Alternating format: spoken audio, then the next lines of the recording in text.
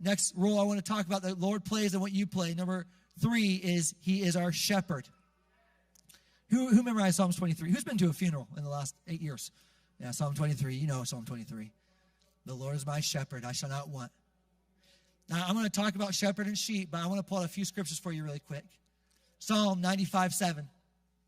For he is our God, and we are the people of his pasture and the sheep of his hand, if you would hear his voice. Psalm 79:13. So we, your people, and the sheep of your pasture will give thanks to you forever. To all generations we will tell of your praise. Ezekiel 34:31. As for you, this is the Lord, my sheep, the sheep of my pasture, you are men, and I am your God, declares the Lord. The reason why I'm reading these scriptures is a lot more is, you know what I found when I was looking for scriptures about him being our shepherd? There's a lot more scriptures about us being his sheep. Now, I want to just tell you what I mean by that. One time, okay, I'm not a farmer, okay? But one time we brought a sheep to the church for a service, okay? And this is how we know we're not farmers. We saw it, and it wasn't full of wool, so we immediately thought, this is a goat. It wasn't. It was a sheep. We found out later by looking, we looked it up, and the ears are different, okay? But it looked like a goat. Did anyone else, you guys remember that? You weren't here, Mario, you lying to me. I know. Someone was in here, yeah. But this is what we did. So we picked it up on a Sunday, and I couldn't return it till Tuesday. And so one full day, we had the sheep at my house. And let me just tell you about what I learned about sheep. Now, I read books on sheep. There's a really good book. If you want a book recommendation, get Shepherd's Look on Psalms 23. Buy that book. It is like, my dad showed me that book. It ruined my life in some ways. It changed my life in a lot of ways. But man, I had that sheep, and this sheep was skittish. Dude, I couldn't get near this thing. And it I don't know what to call it, but it bad like that, nonstop.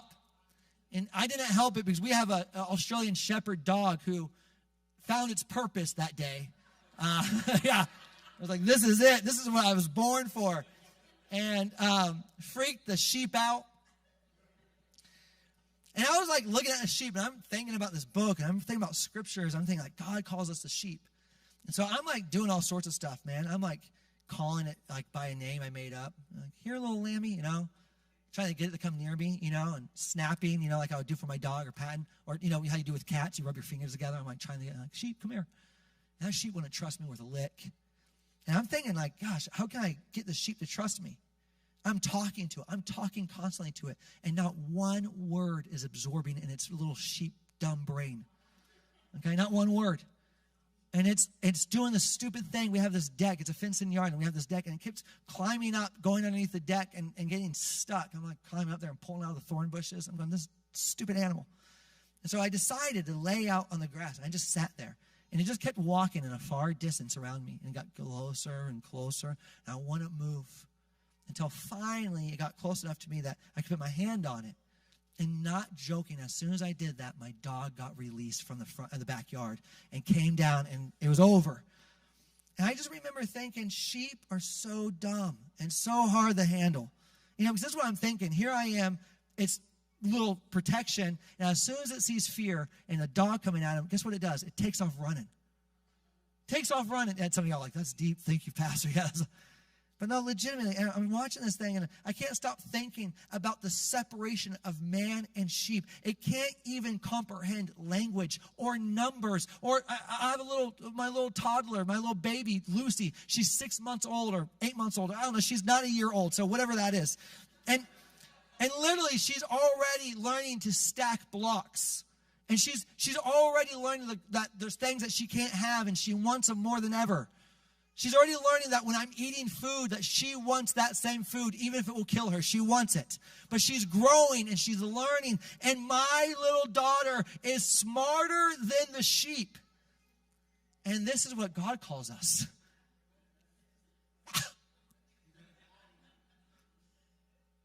When he says you're the shepherd, he's the shepherd. You know what he's saying? Not only am I greater than you, but I have your direction in mind.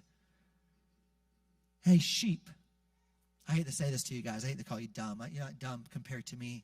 But compared to the Lord, it says the wisest thing in Corinthians, the wisest thing man can think of isn't even the most foolish thing God could think of. That means his ways are so much greater than ours, and his sight is so much better than ours, and his ways are so much greater. He says that even the greatest things that you guys got going on doesn't compare to the smallest thing he could do. He is your shepherd. So what's the role of a shepherd? To guide and lead and protect and to comfort and to nourish the sheep. What's the role of the sheep? To stick close to the shepherd. This is your position. Sheep, the scriptures make it clear, there's a lion out there who wants to kill you. He says the wolves could be amongst you. He says, in this way you will find protection. Not in your 401k, not in your job. He says, next to the one who holds the staff, the shepherd. But God, I need to get to my destiny. And the only way to get to my destiny is to walk this life out in my job and my finances. He's going, no. The only way to get to your destiny is to sit close to me. I will lead you. Psalm 23 says, man, though you lead me through the valley of shadow of death, I will not fear, for you are with me. You know what David's saying in that scripture? You're the shepherd, and I'm going to play the part of the sheep. I'm not going to try to get ahead of you.